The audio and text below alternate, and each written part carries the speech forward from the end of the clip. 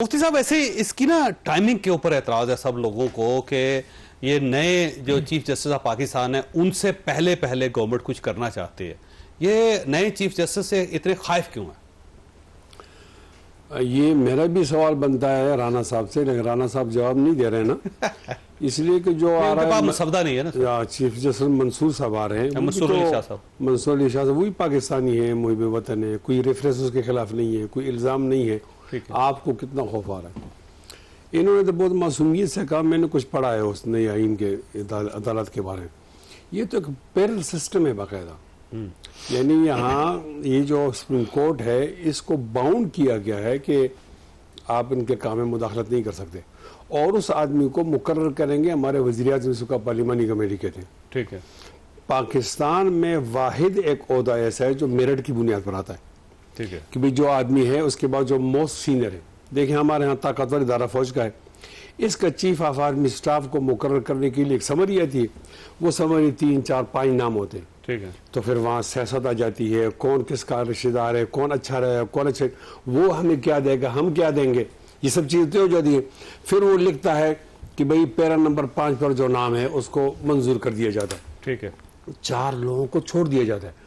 बहुत सारे सीनियर जर्नलों ने फिर नौकरी को छोड़ देते हैं कि इसके लिए नौकरी नहीं कर सकते, सुपरसीड हो जाए। एक ही जगह ऐसी है कि जहाँ हम कह देंगे यहाँ मेरिट है और वो मोस्ट सीनियर आदमी आ जाता है। लेकिन मुफ्ती साहब, उसके अंदर एक और भी प्रॉब्लम है, वो ये है कि फिर जजेस की जो अपॉइंटमेंट होती है ना, उसको नजर में रख के किया जाता है कि कब जाके चीफ जस्टिस बनेगा। कोई ना कोई कमजोरी तो कहीं होगी, खुदा का कानून तो नहीं है ना, बंदों का है, उसको ठीक करना चाहिए। देखे ना, something is better than nothing.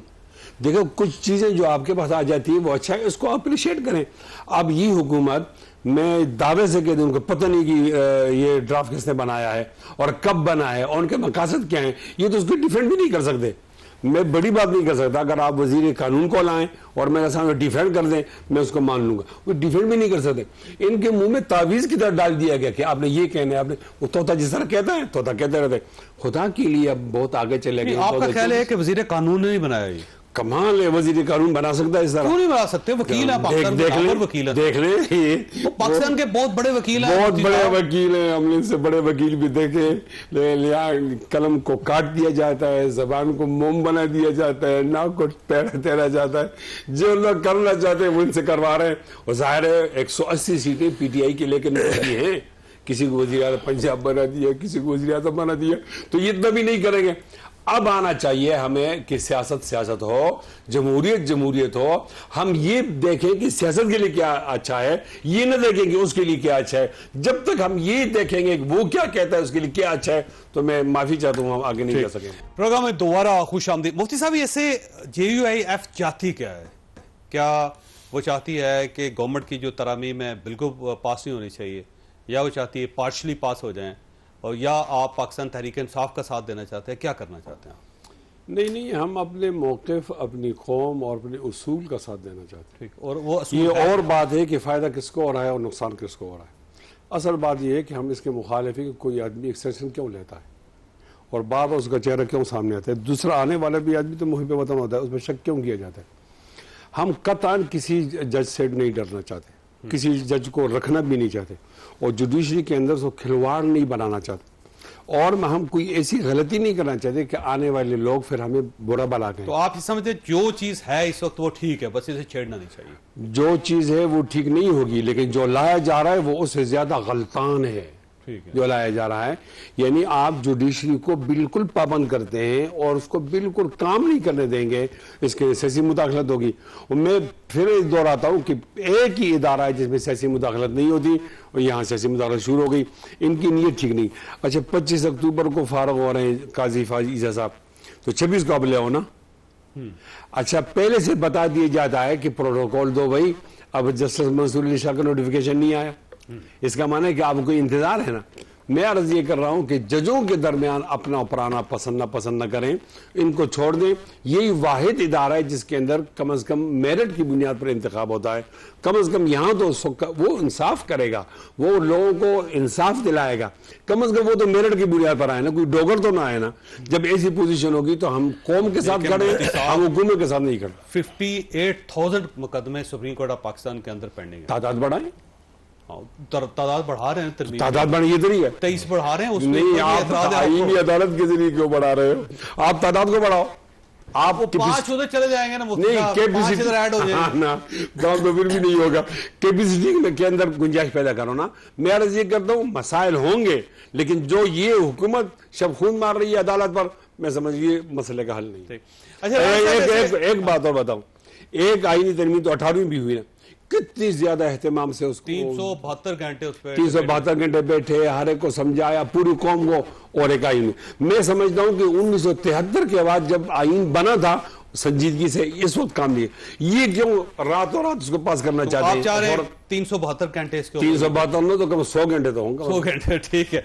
राजा साहब, वैसे एक परसेप्शन से डेवलप हो रहा है कि आप जस्टिस मंसूर अली शाह साहब को रोकना चाहते हैं और काजी फायज ईसा साहब को एक्सटेंशन देना चाहते हैं, और ये सारा काम जो है आप इसलिए कर रहे हैं, इसलिए आपको जल्दी बहुत है। नहीं, इसमें आप देखें ना, आप किसी भी शिक को उठा लें और उसमें बताएं कि कौन सी शिक है जो काजी फायज ईसा को ला रही है और मंसूर साहब को जो है वो नहीं आने दे रही, और कौन सी ऐसी शिक है जो जुडिशरी की इंडिपेंडेंस पे हमलावर हो रही है, और आप वो टेस्ट ऑफ टाइम जो है वो नहीं स्टैंड करेगी। तो अगर आप एक एक के ऊपर डिबेट करेंगे तो आप एक 5 जजेस में से फैसला करेंगे ना, तो फिर जरूरी नहीं है कि जस्टिस मंसूर अली शाह साहब ही बनेंगे।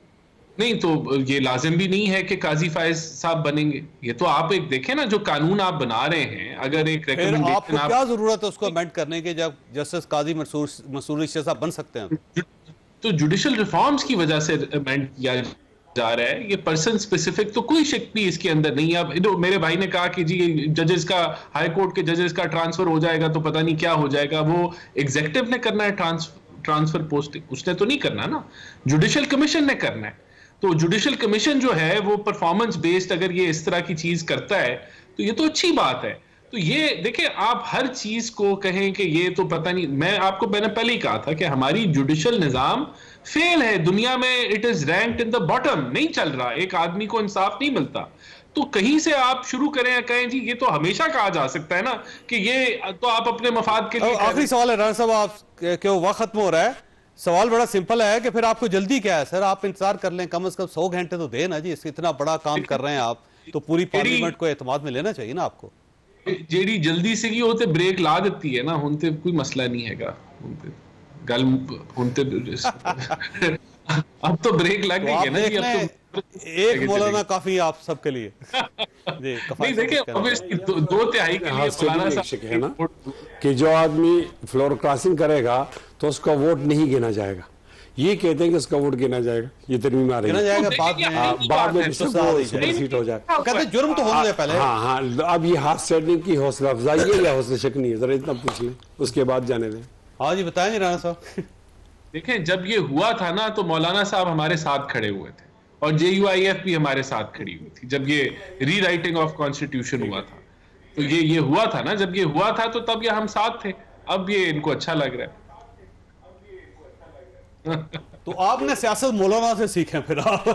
नहीं, एक गलत काम है ना, एक गलत काम है हाथ स्टेडिंग, और आप उसके वोट को शुमार करते हो तो आप गलती की हौसला अफजाई करते हो। सही बात जी, ये कुछ अच्छा, इसमें गुजारिश ये है कि आर्टिकल 63 में पहले से ये बात मौजूद है कि अगर कोई अपनी पार्लिमानी पार्टी के जो लीडर है उसकी मर्जी, उसकी डायरेक्शन के मुताबिक वोट नहीं डालता तो वो अपनी सीट लूज कर जाएगा, लेकिन वोट डालेगा तो फिर उसे सजा मिलेगी।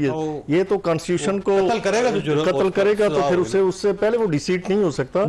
ये जो फैसला था वो परवेज इलाही केस में पंजाब असेंबली वाला, तो उसमें भी कॉन्स्टिट्यूशन को रीराइट किया गया। वो यही करार दिया गया ना कि आप सिर्फ जुर्म के बारे में सोच रहे हैं तो आपको फांसी भी हो जाएगी, और साथ जो है ना आपका अभी FIR नहीं हुई। कुछ कहना चाहिए? मैं इसके ऊपर यही कहना चाहूंगा कि ये इस चीज को भी जस्टिफाई कर रहे हैं कि अगवा कर लो, मंडियां लगा लो, लोगों के घरों में छापे मार के उठा लो, पैसे दे लो, और फिर उसको जायज करार दिया जा रहा है कि वो किसी और को वोट दे दे। अच्छा, वैसे वक्त खत्म हो गया, वक्त खत्म होने से पहले आपको इत्तला देना चाहता हूँ कि हुकूमत हार गई है, अपोजिशन जीत गई। हुकूमत हार गई है, मौलाना जीत गए, बस अपोजिशन कह देना, इनका भी ख्याल रखना। अल्लाह ताला आप और आपके अहले खाना को हर किसी मुसीबत रखे। अल्लाह हाफिज़।